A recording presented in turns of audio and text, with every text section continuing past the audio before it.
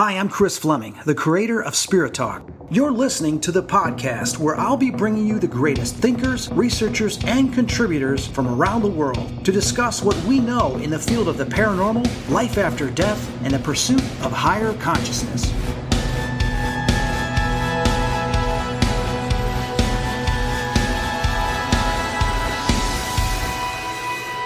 Hey, it's Chris Fleming. Welcome back to Spirit Talk. I want to ask my listeners right now, are you conscious?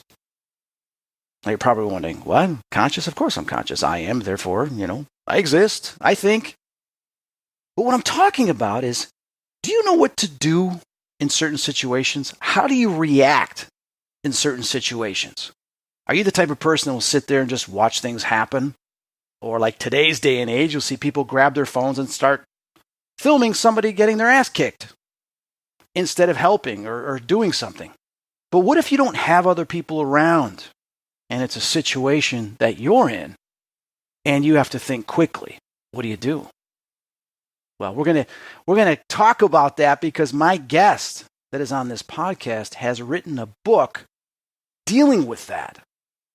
And he's going to share some of his stories.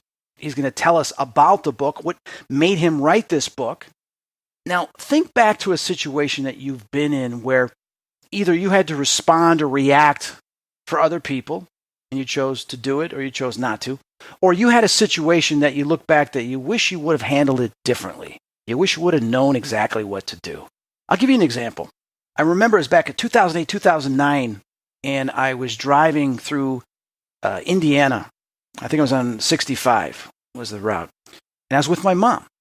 My mom wanted to go to one of these conventions with me that I was going to be speaking at, so I was excited to be bringing my mom because it was the paranormal. She was going to get to meet people, and I was going to introduce her, so I was really excited about it. Well, as we're driving, all of a sudden, I get a phone call, and I was in the mortgage business at the time. One of my clients calls me, so I'm talking to my client on the phone while I'm driving, and I see two cars ahead of me. I see this Jeep flip up in the air. Things come flying out of the Jeep, and then I see it roll. Now, I screamed, got off the phone. My mom's like, oh my God, be careful. And we had to make sure we didn't slam into this car, the car wreck that occurred.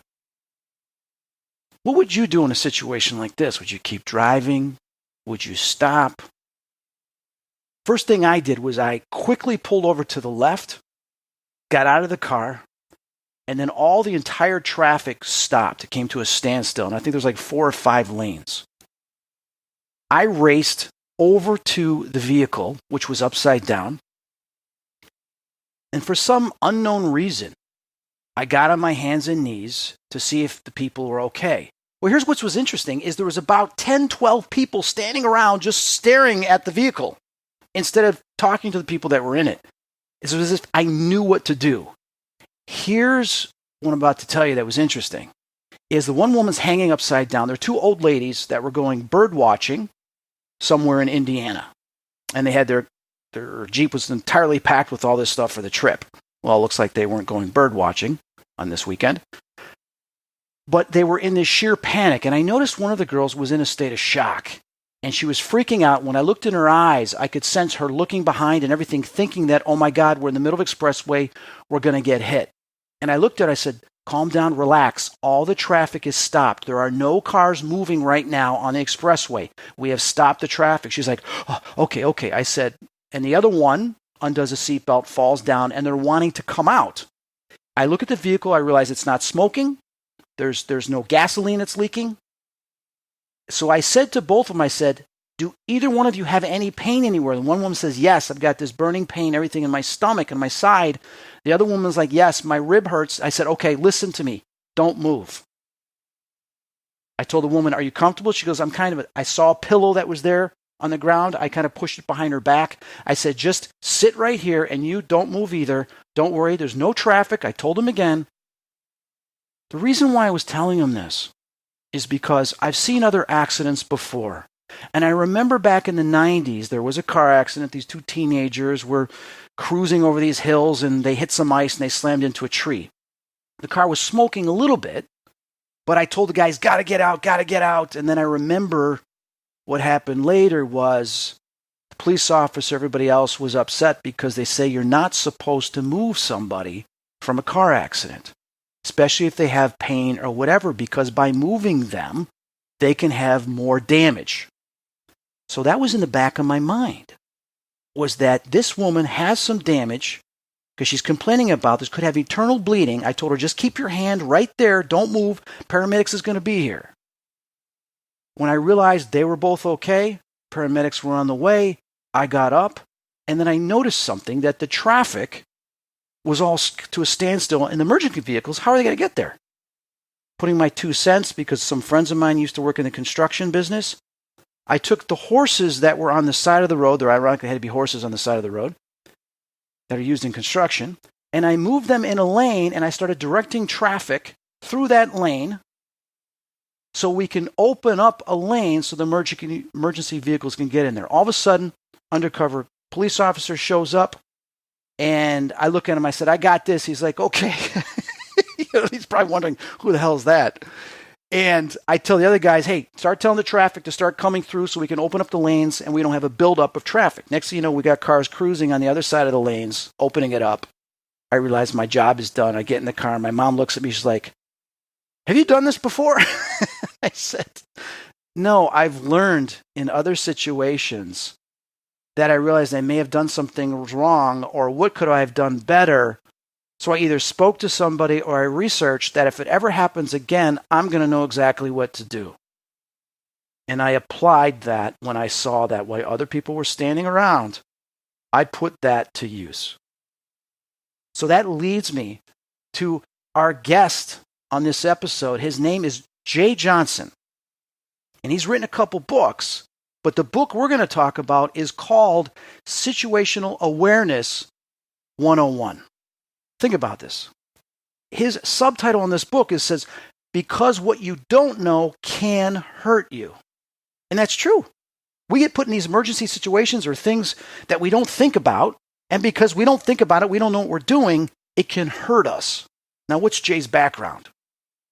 Well, I could spend probably 20 minutes telling you his background, but let me point out a few things that are really interesting about Jay.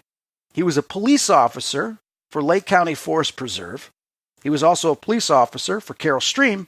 He was a mailman in Libertyville. He dealt with loss prevention for a company for a year. He ran a security account for night security. He had a sales job at LA Fitness. He studied massage, and then listen to these certificates. He's got a certification at Northwest Police Academy, certification in animal control, certification in interview and interrogation techniques, certification with the PR24 and handcuffing technique, community service officer training, severe weather spotter certification, EMT certified, rescue diver certified, firearm certification, concealed carry permit, and he's proficient in archery and black powder musket. That's pretty impressive. But then he also owned a martial arts school in Ventura, California. And then he moved back to Chicago. Now, he's written books on how to shop for windows and doors, because he's been selling windows. And he published a book also called What Window Companies Don't Want You to Know. So he's always been interested in sharing information that other people don't know, that we can put to use. Now, with all these experiences, all these things that he's done, he has written this book because he wants to help people. Jay, I want to welcome you to Spirit Talk. It's great to have you on. Well, Chris, and thank you for having me on. I really appreciate it. It's a privilege to be on your podcast. Thank you. And for everybody listening, Jay and I had met about a year ago, but the interesting thing is I recognized him from some of the gyms going back to either 90s or 2000. I can't remember the exact year, but I've seen him before. And I told him, I've seen you before. And he told me he was writing a book. He wrote the book, and he sent me a copy of it. Or actually, we did a reading. He came over, and he gave me a copy of the book. And I'm sitting there going, holy cow. I mean, this guy said he was going to write a book, and he wrote it. And there's a lot of people out there, including myself, that have talked about writing a book and haven't written a book. There's a lot of work that goes involved in it. But for my listeners, I know a lot of you have had interesting situations that you wish you would have known what to do. And some of you probably did know what to do. But there's also some of you that have gone through some bad times in your life, struggling times, and you try to figure out, how am I going to get out of this? What am I going to do? Well, what I found interesting right away in the beginning of Jay's book is, in the introduction, I want to read this to you. He says, when I was just a kid, I got picked on and bullied almost daily. As I grew older into elementary school, junior high, and early part of high school, I found that becoming a fast runner was a good alternative to fighting. So during most of those years, I did very well in track. I could not stop laughing once I read that. And I felt that was funny, is because he took a situation that for many people has affected their self-esteem, their confidence, affected their personal growth and identity. But he realized, you know what, I'm going to turn this into something kind of funny. And he actually did do track. But the way he presents it is very appealing, understanding, and it's something that we can kind of relate to within certain things we look back on, and we kind of make fun of it. But it's no laughing matter with some of the material that he writes about in this book. Situations that, we pick up this book and we read this, it's going to help us in some of those situations. Let's get Jay to start talking about this. Jay, what made you write this book? Where did the inspiration come from? Basically, how my entire life has unfolded. Picked on, teased my whole life, bullied, chased. You name it. I've pretty much been through it. But I think a lot of people have been through it and they just don't know how to handle it. And bullying these days is not only a problem at schools, now it's a problem online, on your phone. Now you can be bullied 6 different ways because of all the different ways we have to communicate. Back in my day, if you were bullied, it was face-to-face on school or in a parking lot. Right. But I just think a lot of people that get into these situations don't really know how to handle them. And that the main reason is most people are designed to be more reactive than they are proactive. And that's why they kind of get into that fight or flight syndrome. When cops get trained and when the military gets trained, weapons aside, one of the big things that they're getting trained for is to change their way of perceiving a situation. And if you go in a proactive state of mind, if you at least say to yourself, there's a possibility that this could happen, you're already mentally preparing yourself to be able to react to it differently than most people would act to it. It's kind of like, well, I don't want to get an alarm system. Then you have your house burglarized. Then you go out and you get an alarm system. That's reactive. Stuff like that. What's funny is, my neighbor bought this security camera system to put outside. And they've had it for a month and haven't installed it. And someone came and egged their house. So the next day he goes and he installs the cameras that he's had for a month. Yeah, people so wait till it's too late, and that's if you're lucky enough for it to happen when it's not too late. If it's something like rape or murder or kidnapping, you might not get a second chance to go and learn how to be proactive about it. I got into martial arts when I was 15 because I got teased all the time, and then after that, I still got teased, but I handled it differently. And I didn't have to run anymore. I found other people running or just leaving me alone. It got around at the school, whatever you do, don't bug Jay, because if you go do your normal stuff, you're not going to like it. And I was never a bully, and I don't like bullying people, but it just seems to be too prominent these days. Yeah, it is, and that's the thing that I see all the time on the internet, especially with kids getting bullied. I was bullied too, in certain ways, but today, kids are vicious, man. Yeah, back in my day, if they knocked you down and you didn't get back up, okay, fight was over. Now it's, 8 guys on one, knock him down, kick his teeth in, make him unconscious, take his $200 Nikes, right. And it's just out of control. It's not even a fight anymore. It's not a man's fight. And the big problem is with the gangs, a lot of people that join these gangs, they're just looking to be accepted into something. Whether it's a club, a gang, a church, it's still acceptance any way you look at it, because nobody really wants to be alone. But my thing is, you can either be part of the problem or you can be part of the solution. If you're trained to do something about it, you're part of the solution. If you're the one causing the trouble, you're part of the problem. But there's a middle area. you get people that don't really know how to handle situations. You have all these people standing around that don't know what to do. They're not really part of the problem, but they're also not part of the solution because they've never been trained in how to handle it. And anybody that's willing to learn can be taught how to change the way they think about certain environments. Because aside from the spiritual environment, which I know you love to talk about and I love hearing about it, for the average person, you have people that are book smart and you have people that are street smart, but then you also have environmentally smart. You could take somebody at street smart, grew up in the city of Chicago or New York, but if they've never been to Louisiana or out west, and you put them in a certain environment, they might not have any idea what to do if they've never been camping or in the wilderness or hiking. And that's what I mean by environmentally smart, because wherever you go, there you are. You know, when they send a team of Navy SEALs out, and it's usually like a team of 5 or 6, they all are qualified to do everything that they do. They don't send one guy out that knows everything and the other 4 people are relying on them. They all know what to do. So the more people, whether you're out alone or you're with a group of people, the more people you have around you that know how to respond to certain situations, the better the situation usually goes. Because most of the times when you find yourself in a crisis situation, well, step back and ask yourself, well, why was it a crisis? And most of the time it's because you were completely unprepared. And you were unprepared because you didn't go into it with a proactive state of mind. You went into it with a reactive state of mind. Oh, I'm just going hiking for an hour, nothing's going to happen. I'm just going to drive down the road, nothing's going to happen. And the big problem with cell phones these days is everybody over relies on them. Well, what if your battery goes dead? Or what if you can't get a signal? Now what do you do? Right. And those are some of the problems. That's why chapter 1 in this book is Common Sense Is It Really Common? And it's not meant to slam anybody. It's basically saying, look, if you've never been taught this and you've never experienced it, then why do people automatically assume it should be common sense? To me, somebody stupid is when they know better, but they still make the wrong decision. Right. To me, that's what being stupid is, not having a learning disability. And what you're saying about some of those situations, I know the listeners are thinking, okay, so, you know, would this be a book for me, or what can I get out of this?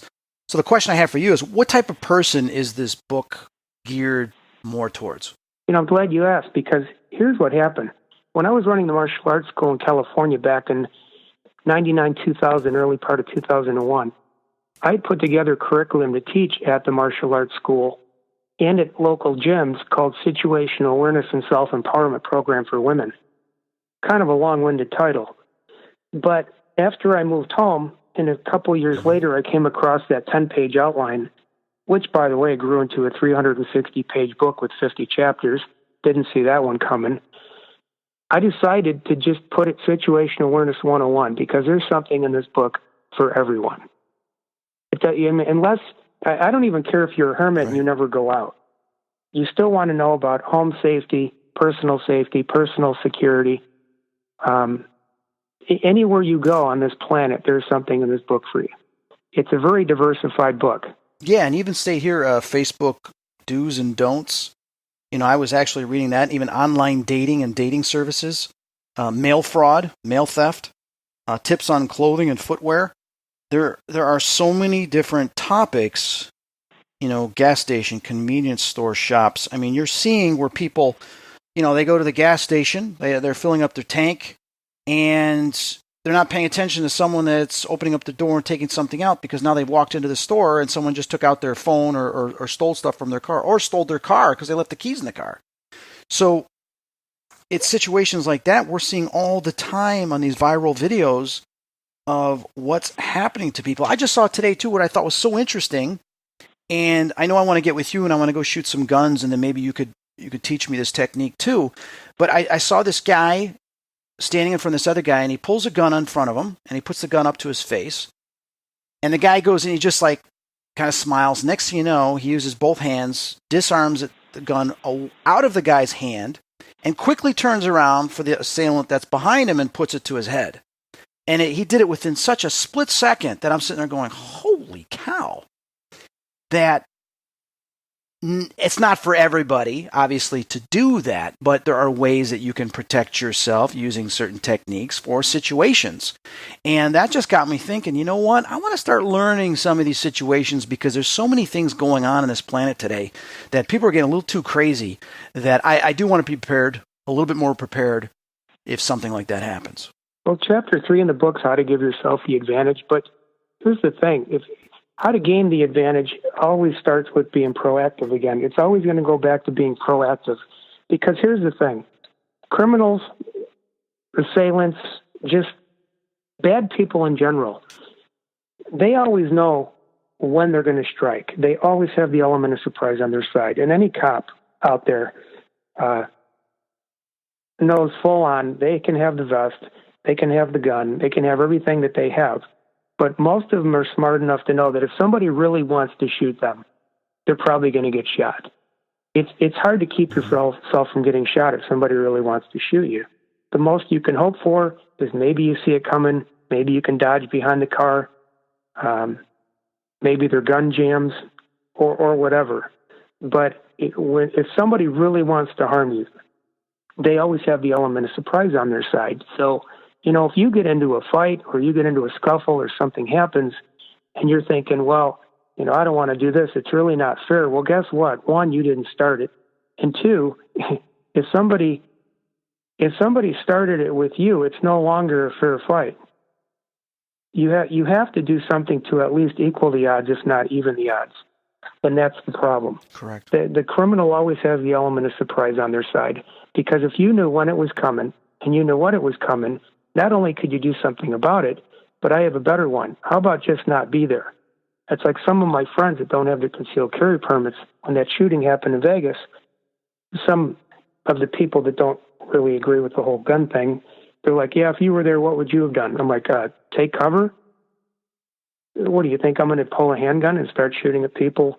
Well, I don't even know where the shots are coming from. I'm going to take cover like everybody else. Correct. Chapter 50 of my book's how to deal with an active shooter. And it has nothing to do with pulling your gun and firing back. In the right circumstance, it may be that, but in the wrong circumstance, you're not shooting anything. You're taking cover, you're running, you're ducking, you're doing what everybody else is doing. I actually read that chapter. I was looking at that yesterday, and I found it really interesting because you point out how many shootings there are. Well, I cite a lot of statistics. I start most chapters off with statistics because I don't want people to say, well, you're just making that up. Well, go online and see what I dug up. Because if I'm not citing statistics, then you don't even know. But here's the problem. Victims don't care about statistics. It doesn't matter if 1 out of a million people something happens to. If you're talking to the person that it happened to, statistics go right out the windows. Rape victims, burglary victims, robbery victims, identity theft victims. If they're the one it happened to, they don't care about statistics. It happened to them, and that's all that matters.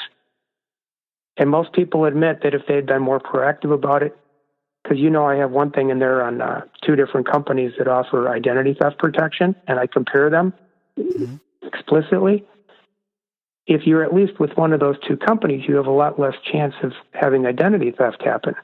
But if you're just like, oh, nobody's going to take my identity, I'm Mr. Unimportant, and then all of a sudden it happens, well, now you're scrambling after the fact. Now you do something about it after the fact.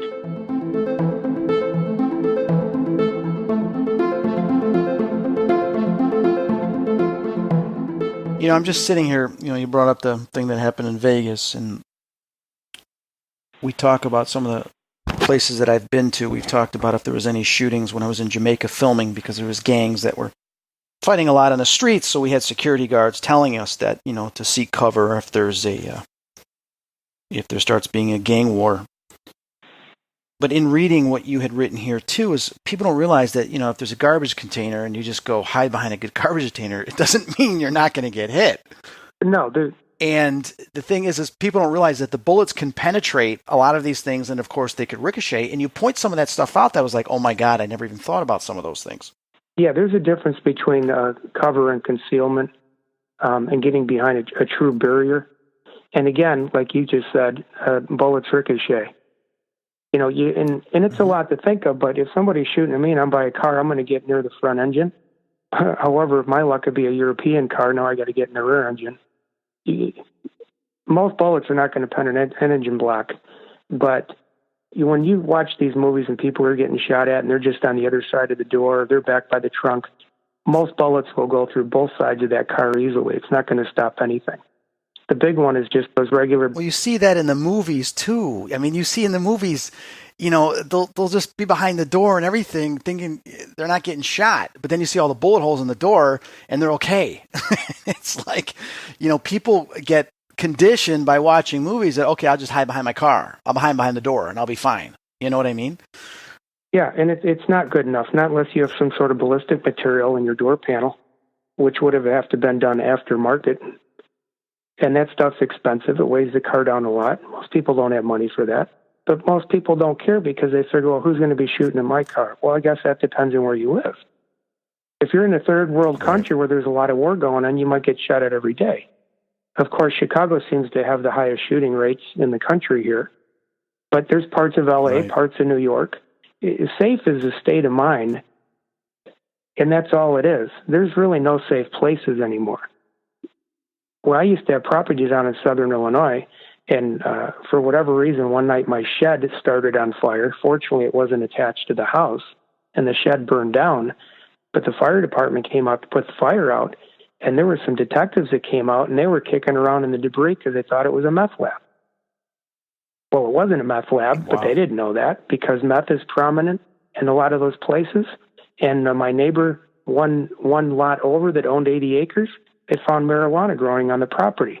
One day the police come marching in on my acreage to cut through to the other guy's acreage, and they're pulling marijuana out for half the day. They brought all these pickup trucks back, and they were loading it up with marijuana. I wasn't growing it. It wasn't on my property. But this stuff happens everywhere. And you're either aware of it or you don't. And you can do the ostrich thing and stick your head in the sand, but it doesn't going to make it go away.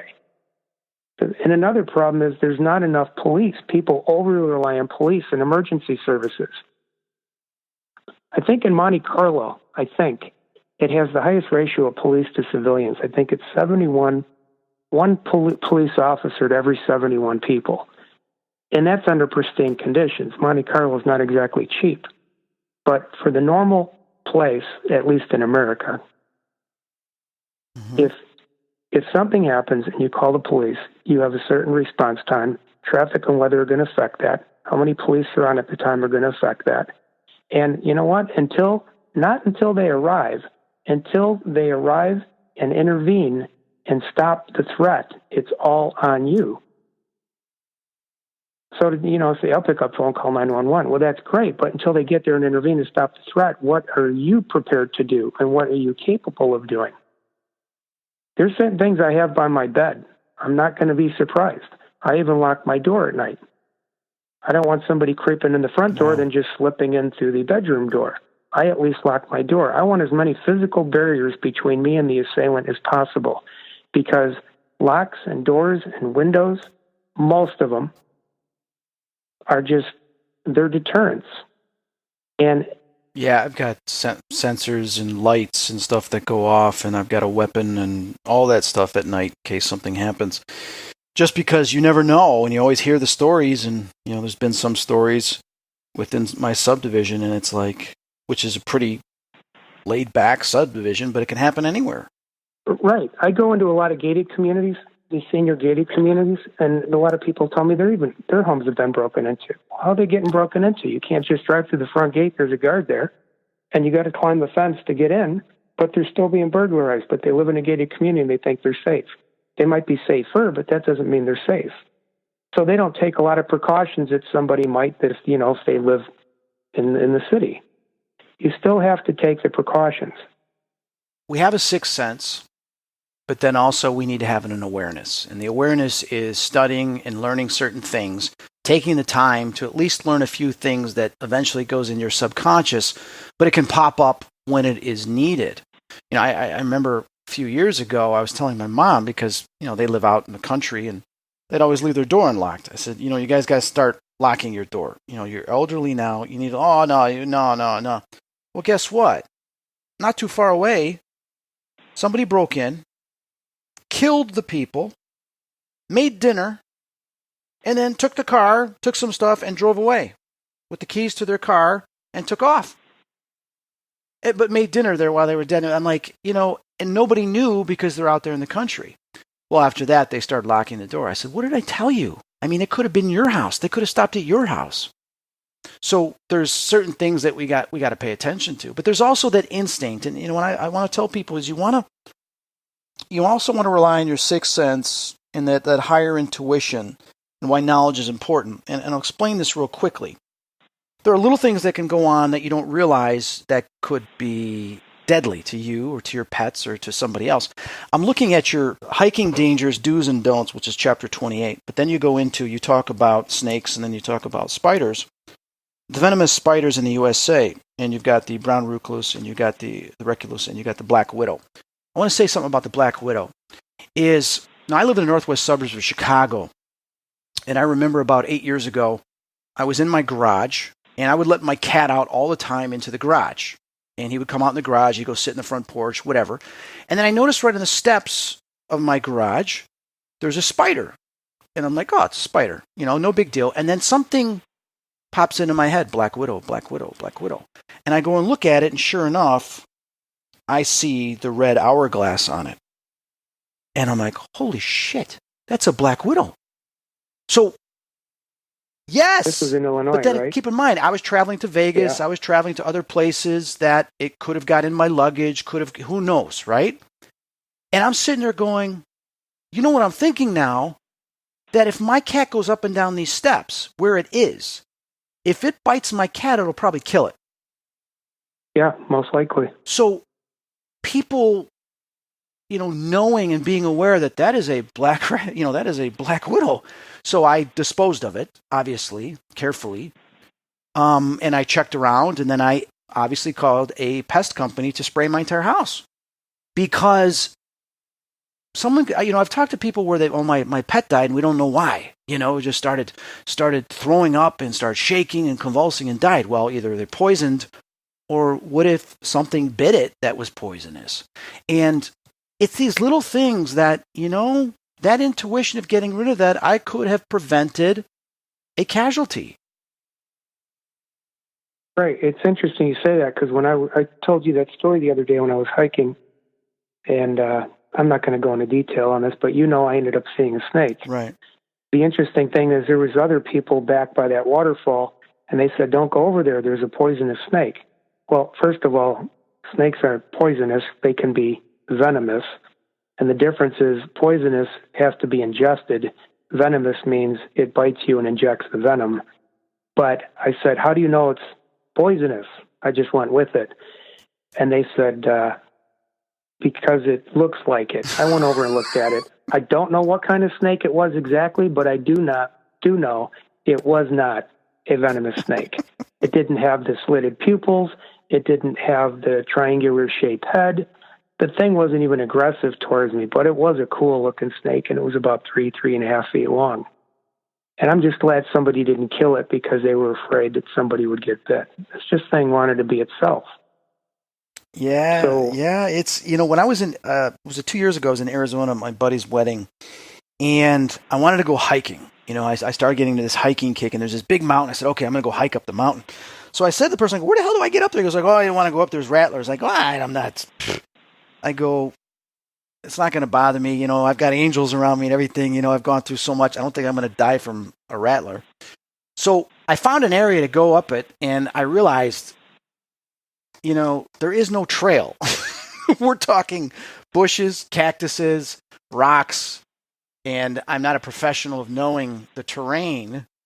I could, rub up against something that is, and I get a rash from it. I could get bit. I'm like, all right, I don't know this situation. I'm not doing it. But then I did find a trail, a public trail, and I went there. And this is what I did, Jay, is I started losing some cell service. So I took photographs of me and took photographs of the sign that stated the type of park it was and the entrance of where I was, and I texted it to my buddies because I went by myself. And I said, hey, I have little to no service here, but I'm telling you, I'm going hiking right now. So and and I will probably hike for about an hour, 2 hours. And if you don't hear from me by this time, here's where I am. So I sent them the pictures, and they said, thank you, we got it. And I went up and I hiked up this thing, and guess what? I kept hearing rattlers, right? And I thought it was cool. Yeah. And I actually got out my camera and I made a couple videos of it. I filmed the videos of it. And I said, okay. Now I remember the guy telling me there was rattlers all over that other hill. And they hide under rocks. They hide behind cactuses. And there is no trail. I could have easily gotten bit because I was in an environment that I'm not aware of. But I did smart things, realizing I'm going on my own. I've never been in this area. I could get lost. And if something does happen to me and I have no connection, then I'm dead. So I told my buddies, I'll be here for about an hour, 2 hours. If you don't hear from me, come get me. And sure enough, when I got done, about an hour and 45 minutes, came back. I texted it and said, I'm heading back home right now. And then I headed back, and just to be safe, just to be safe. And that stuff I talk about, hiking dangerous do's and don'ts. Mm-hmm. Even if you get a cell phone signal, if you can pull yourself up on Google Maps, it kind of shows you where you're at. Take a screenshot of it, send that to people too. Oh, that's fantastic! I didn't know that. Yeah, if you can get a signal, out in the Southwest where it's very vast, there's a lot of places you won't get a signal unless you have a booster or a satellite phone. So that's why you got to go prepared. And hiking in a place like Arizona, it gets 320 days of sunshine on the average every year. The golden rule is if you're hiking with water, when your water is half gone, your hike is over. Because if you're hiking and you go through half of your water, there's no point keeping going, because the thing that's going to get you in Arizona is going to be lack of water. And there's a chapter in the book how to purify water, when and where. But it doesn't matter if you know how to purify water. If there ain't no water to purify, you're done. I do remember I did have a water bottle, and I drank the whole thing. That I was so gosh darn dehydrated by the time I got to the car. Obviously, I wish I had your book and read that before I went. Well, reading and applying, it's two different things, like every other facet of life. That chapter in the book that has to do with different types of clothing, tips on clothing and footwear, it talks about a lot of your high-end materials. So if you're in certain environments, this is what you should wear versus this. A friend of mine lives down in Tennessee. A couple of years ago, we went on this hike. We were unfamiliar with it. We weren't sure how far in it was. It turned out to be 3.5 miles in, 3.5 miles out. So I have on the right pants, the right shoes, a rain jacket with me, a lace pack with some gear in it, and some food and stuff. And he's hiking in a cotton t-shirt, cotton jeans, gym shoes. He's carrying one plastic water bottle. He has no rain jacket with him. And this is Tennessee. Tennessee's green for a reason. They get a lot of rain, hence the Smoky Mountains. And I'm thinking, he's going to become a liability, because if it starts raining, there's nothing to keep him dry. He's going to get hypothermia. And that's the number one thing that actually kills people in the outdoors is hypothermia. The temperature either drops fast, or they work up too much of a sweat, then the temperature drops, or it rains and you don't have anything to stay dry. Wow. And when your body core temperature drops to a certain degree, you're done. That kills more people in the outdoors than any other thing. And it's just because they went unprepared. And that's the biggest thing. Things always happen if you're not prepared.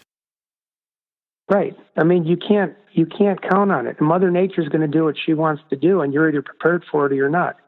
I went hiking I actually went to Arizona for 9 days just before Memorial Day. I got back and I went hiking on Memorial Day at a local forest preserve around here. I did have gear with me, and out of nowhere, this thunderstorm rolled in. Tornado sirens were going off over in Lamont. It started to hail. I was about 1.5 miles from the car. I geared up, put my gear on. But the dirt trail that I hiked in on, when I was walking out, looked like I was walking in a creek. I actually have this on video. I didn't care if my feet were wet. But if I didn't have a rain jacket and if I had some gear with me, or if I was further from the car, or if I was lost, or if I was turned around, that could have been a really bad situation. Thunderstorms, tornado warnings, hail, and they weren't expecting it. They weren't calling for anything like that day. It just came in out of nowhere. And that's what gets people by surprise. Oh, yeah. You don't have to be in the middle of Montana for something bad to happen. Now, Jay, this book, Situational Awareness 101, how long did it take you to write this? Cumulatively 3.5 years. One of the reasons why is my regular day job is a 6-day-a-week job. So I try to do things when I can.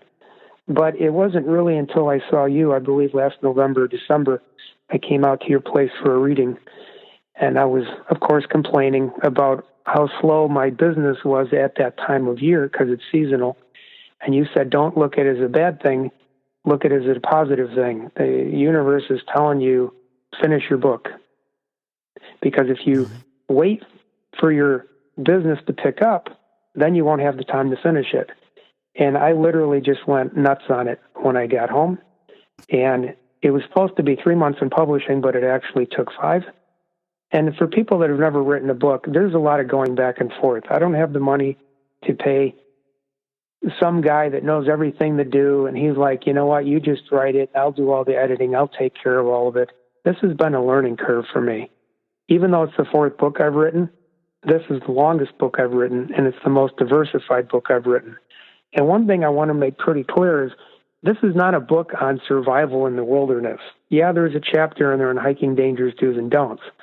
But this book is all about being aware of your situations, not just where you're at, but places that you go, places you visit, places you frequent. This book isn't going to tell you when you're lost in the woods, this is the kind of bug you should eat, or how to make a snare trap. This is about what you should have brought with you so you can pull out a candy bar and have water with you. And if it starts to rain, you either have an umbrella or a rain jacket. And now you're out there in comfort, not having to worry about how to do all this other stuff because you went out completely unprepared. The thing with most survival books, and I do like survival books, is for the most part, they're all written to be reactive, not proactive. Mm. If you go out there with the right gear and the weather turns, you're fine. You got the rain jacket, you got the protein bars, you got some nuts, you got some water on you. You got a lighter, you might have a way to make fire, you got the things with you that you need. And it doesn't take some 60-pound pack. Half the time I go out in the summer, I go pretty light, I just have a waist pack on. If I go out different times of year, I'm going on longer hikes, I have like a 24-liter backpack. It's nothing big, and it's nothing heavy. Just take it with you and go. Because it doesn't matter if you have all the gear in the world and it's not with you, it's not going to do you any good. Now, you don't need to be physically fit to use the information in this book, do you? No, not at all. Not at all. I mean, here's the thing. The book's so diversified. When you read one chapter and you think, oh, this is where the book's going, and then you get into another chapter, and it has nothing to do with the last chapter, like how to prevent rape, or what to do immediately after a rape. Well, what's that got to do with hiking? Well, you could be raped if you're out hiking, but when you get into the chapter for college campuses, all the statistics I pulled up online says 1 out of 5 college undergrads get raped during their 4 years of college, and that's just the reported ones. So why are so many people getting raped at college? And most of the time it's by somebody they know. That's bad, man. As we're speaking, I just pulled up online what the odds are of winning the Powerball. It's something like 300 million. That's the odds. Yeah. 300 million in 1 to 1 at winning the Powerball. Yet people still play it. And there's nothing wrong with that. Someone wins, though. but here's the thing. If you knew your odds were 1 out of 5 of getting raped if you went to college as a female, right, you might want to, learn a little something. Oh, absolutely. There's a chapter in here, interacting with law enforcement do's and don'ts. As a cop, and as my two best friends still being cops, interacting with law enforcement do's and don'ts. Oh, I got to read that. Reading this, and I'm not putting this in writing, but if you follow a lot of the rules in here, unless you're just not a nice person, a lot of this might get you a warning instead of a ticket. Because I'll tell you right now, most cops, and actually a cop I knew in Southern Illinois said it best. He goes, speeding's what got you stopped. He said, but your mouth is what got you the ticket. Yeah. And he said it with a pretty strong Southern accent, and I just started laughing because it's so true. Police get lied to all the time. So if you're just going to be another one of those persons just going to start lying, just forget it. If you get pulled over something, you know what? Just own it. Yep, I screwed up. You got me. I sincerely apologize. If you need to write me a ticket, I understand you're just doing your job. They're just people like we are. Right. They want to get home in one piece, and they don't know you from Adam. You know, They don't know you from Adam. The last 3 times I got pulled over, and people are like, what? You got pulled last 3 times? I go, okay, keep in mind, one of them was in the 1990s, one of them was about 9 years ago, and another one was probably about 4 years ago. All 3 times I was speeding. Okay. But there was something going on, and it's funny, the officer comes up, he goes, you know why I pulled you over? I said, let me guess, I was speeding? He looks at me like, yeah. And I said, he goes, why were you speeding? I said, that's a good question. I said, you know, and I would explain to him, you know, the situation. One of them, I went 45 over, and it was right, it was right in my subdivision, and people were like, what? I said, listen, you know, back in 2010, all right, there wasn't that many people out here, and we had the police department only had one officer out at night. Okay, we knew that. There was only one out there. See what I mean? And I was in the city, and I was with my girlfriend at the time, driving back, and it was, the speed limit there was 45, 55, and there's this long stretch before you enter the subdivision. So I just floored it. I floored it from the stoplight to the entrance because I just wanted to get home. It's like 5 a.m. We want to go to bed. And behold, the cop is sitting right there at the end, and I'm like, no! So I hit like 95, 100 miles an hour, or whatever it was, and he pulls me over. And luckily, I kind of knew him. But he says, do you know how fast you were going? And I said, no, how fast? And he goes, you're going 42. I go, that's it? He starts laughing. He goes, that's it? He goes, normally I'd have to freaking arrest you. And I said, at 5 a.m? I go, listen, I said, we just want to get home. And I know there's usually only one of you out. I didn't think there'd be anybody there. I didn't see any other cars. So I just wanted to kind of punch it and just get home. And he goes, well, I got to give you some type of ticket. I said, you know what? I understand. You probably do. I said, so what are you going to do? And I just was having a conversation. I was nice with them. You know, listen, I was guilty. I wasn't going to be a jerk. I wasn't going to lie. And so he gave me a parking ticket. It was like $20 or something. And I said, so it wasn't a moving violation. Yeah, he just gave me that. And I said, I'll gladly pay that. You know?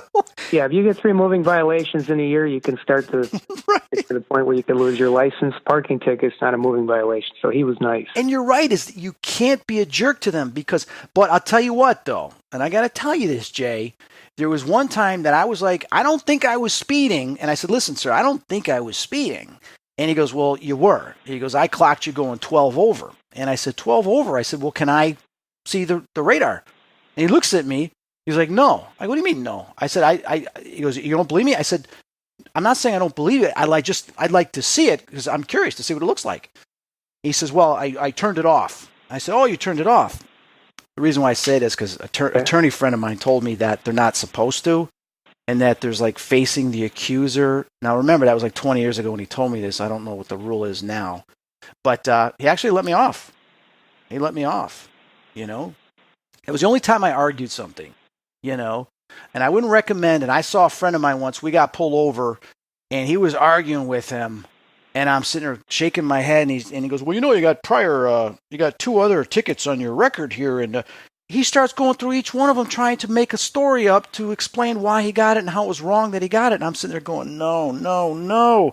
Sure enough, officer comes, gives him another ticket, and then I believe he lost his license.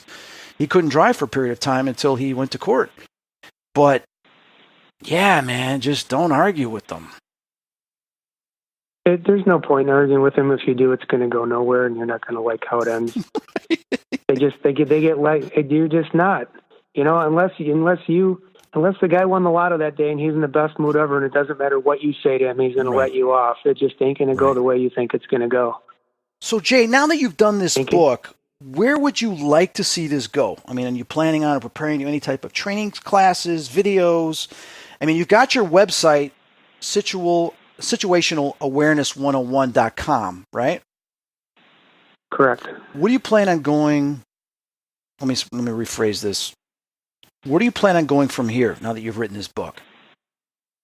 I'm working on a curriculum to be able to do seminars for different groups, churches, office buildings, even private homes, schools, colleges, wherever. This is stuff that can be taught. There's not a big learning curve involved here. You have to change your perception of what you do when you're at home from the time you leave the house. This isn't rocket science. We're not reinventing the wheel. It's just teaching somebody to be more aware of their surroundings, more aware of the environment. And that's a big thing right there, is the environment. You can put yourself in any environment you want. You're never going to control it. Right. To go out and think, I'm going to go here and you're not controlling nothing except how you react or respond to the situation that happens within the environment. So this isn't about how to control your environment. It's about how to respond better in a situation when something happens in the environment you've put yourself in. I don't care if it's a shopping mall, a college campus active shooting, a Starbucks, you're getting your hair cut, somebody comes in and robs the store. You have to think outside the box, but too many people go through life thinking, I live in a safe neighborhood, nothing happens here. Or I'm a nice person, why would anybody want to hurt me? Well, because you're an easy victim. The burglars, criminals, rapists, they know exactly what to look for. They're not stupid. You got to remember, they do this and day out. They've honed their craft. What craft have you been honing to protect yourself? Because from the time you're born to the time you're in your grave, it's all on you. Wherever you go, there you are. I'm putting together a curriculum. I just started working on it a few nights ago. Mm-hmm. And it goes along with the chapter Fortifying Your Home. It also falls into the chapter Home Fire and Carbon Monoxide Safety. And you can see chapters like this have nothing to do with whether or not you're in shape. Right. Or your age, or your sex, or your religion. This is really about being more aware of your surroundings and certain things that can get you into trouble. Well, I find it interesting. I mean, you go through the index here, and I even go to some of the chapters. I mean, even short-term parking, parking lot preparedness, where to park, what to be aware of. And you see a lot of these things where people get attacked in where their car's parked, or someone breaks into somebody's car, and you list all these different things. First you go into the statistics, but then you go into all these other things: where to park, what to avoid, stairwells, and leaving things in your car, keyless entry systems, all that. Here's a good example. They say most accidents happen within so many miles of the home. Correct. That's because nobody's checking the air pressure, and a lot of people don't put seatbelts on if they're just running 2 miles to the gas station. But when people are going on a long road trip, they seem to do everything. Get the oil change, proper air inflation, wear their seatbelts. It's like everything's got its place. Short-term parking gets you into trouble because you figure, it's just short-term. I'm just running into the 7-Eleven. I'm running into the gas station. I'm just going to be in this store for a few minutes. So you don't do the things and take the precautions you would if it was longer. So now look at a long-term parking lot. Maybe you're going to the train station. You're going to be gone for all day or the weekend, or the airport. Or you're going on a cruise ship, right, and your car is going to be parked there if you drove. Right. Long-term parking has its own challenges. What I will tell you is when people go to break in, if you're in some sort of lot that they have to climb a fence, depending on where the security cameras are located, think of yourself being the criminal. If you're going to start to enter that lot to break into a car, are you more likely to break into a car that's 5 feet from the bushes? Or are you going to go all the way into the middle of the parking lot where you're completely exposed by security cameras, more likely to be seen by somebody? And whatever you take out of the car, now you got to get back out of the lot without being seen. So it's all about strategizing where you stand, where you walk, where you park, and the reasons why.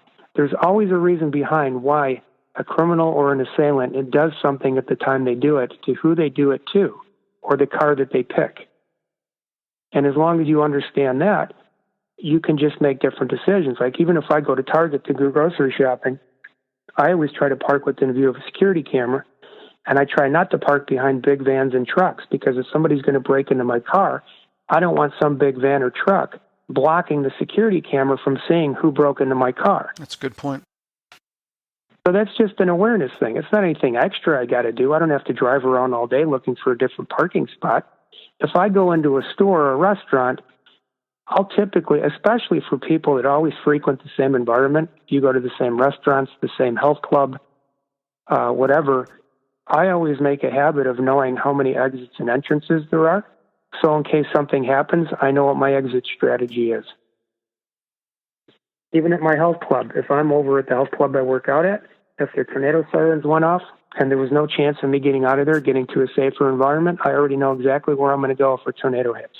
Doesn't mean I'll survive it, but it's certainly going to increase my chances of survival going to the right place. That's great. So there's really no excuse not to be more aware of the environments you frequent. The challenge is becoming more aware of the environments that you're just visiting for short periods of time.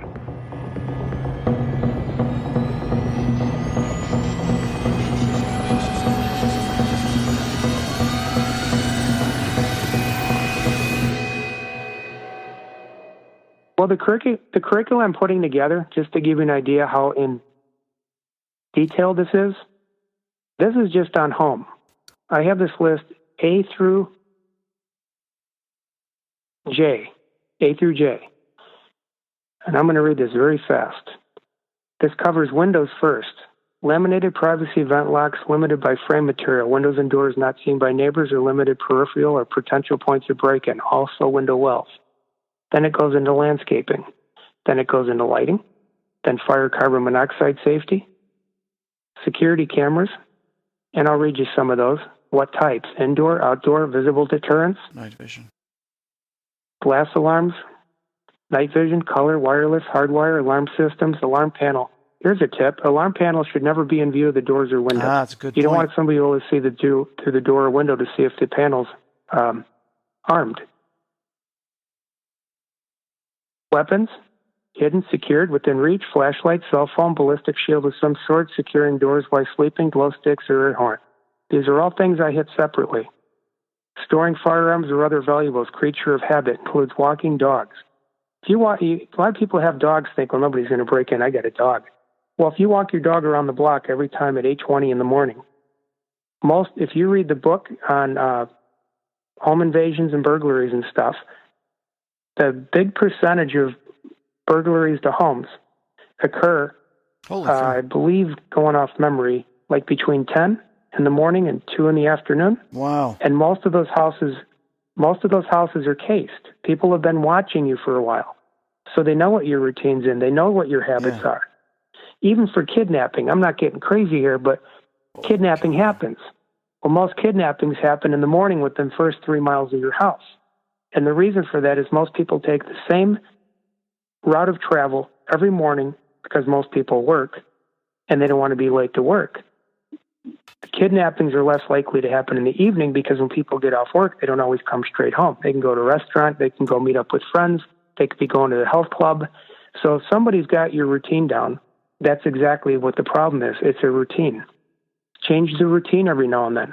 Take a different route. Go down a different street. Stop doing the same things over and over and over again. That's what makes it easy for the criminal. They can figure out your patterns. Same thing when people break into your house. First place they go is the master bedroom. They look for guns, money, jewelry. Then they hit common areas like the office and the living room for electronic stuff. They may hit the kitchen for stuff like prescription medicines. They know where most people hide things. Most people hide things in the same places. So stop making it easy. Stop hiding the same things in the same places that everybody else does.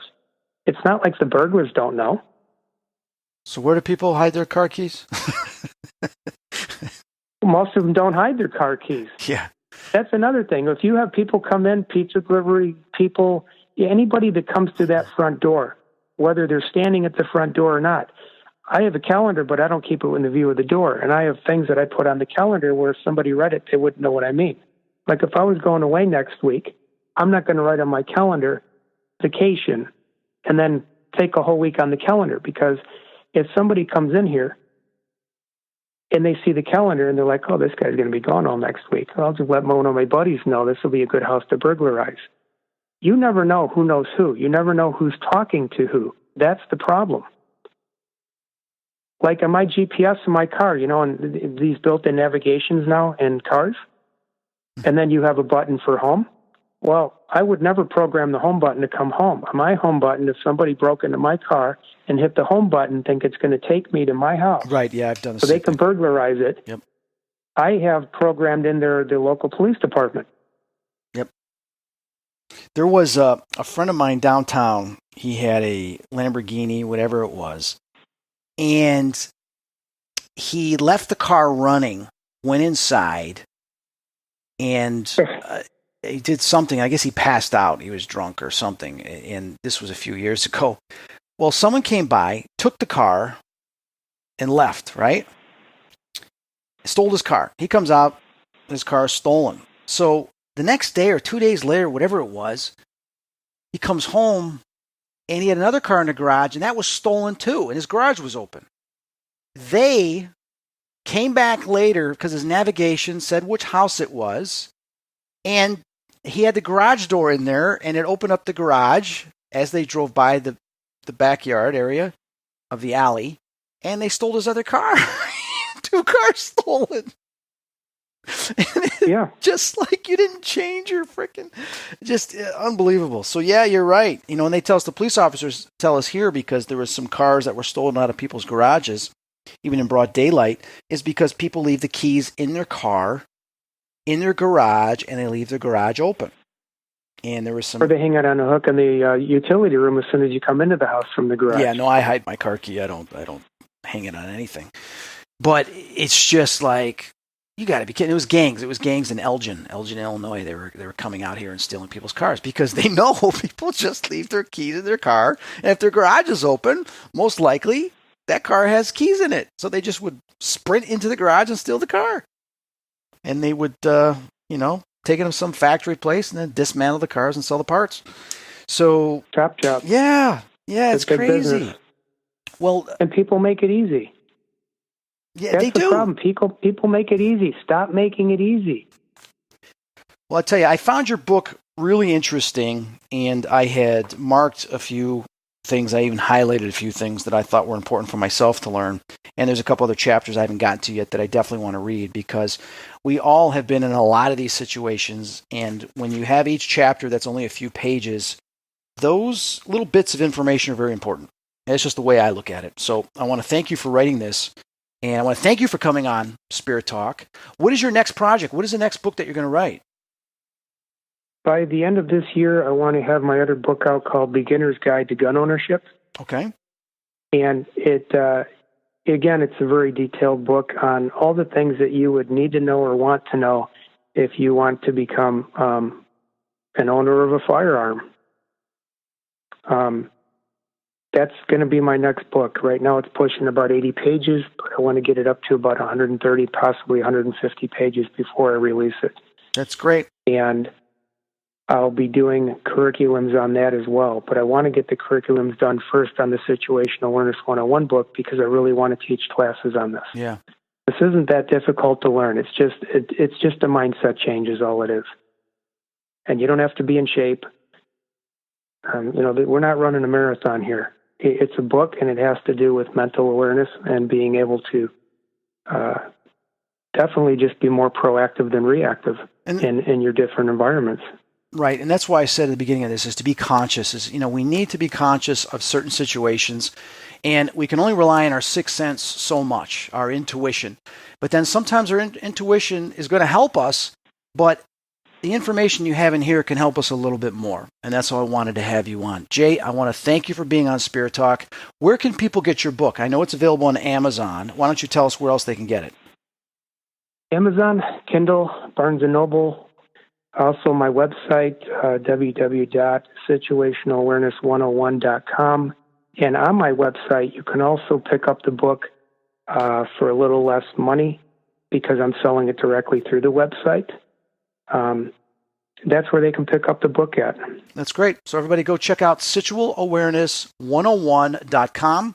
And you have been listening to Chris Fleming and my guest, Jay Johnson, as he spoke about his book, Situational Awareness 101, because what you don't know can hurt you. I'll see you next month. Thanks for listening.